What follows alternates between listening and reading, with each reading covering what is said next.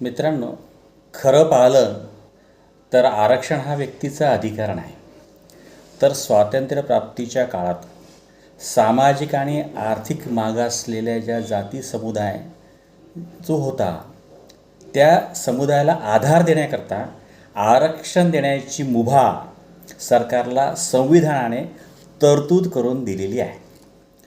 दुसरा महत्त्वाचा मुद्दा म्हणजे ज्या समुदायाला मागासलेपण आहे त्यांनाच आरक्षण हे संविधानातील तरतुदीनुसार देता येतं.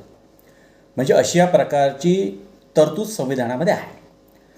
जो जाती समुदाय मागासलेपण त्या ठिकाणी सिद्ध करू शकत नाही, म्हणजे आपले मागासलेपण सिद्ध करू शकत नाही, त्या जाती समुदायाला आरक्षण हे संविधानातील तरतुदीनुसार देता येत नाही. हा दुसरा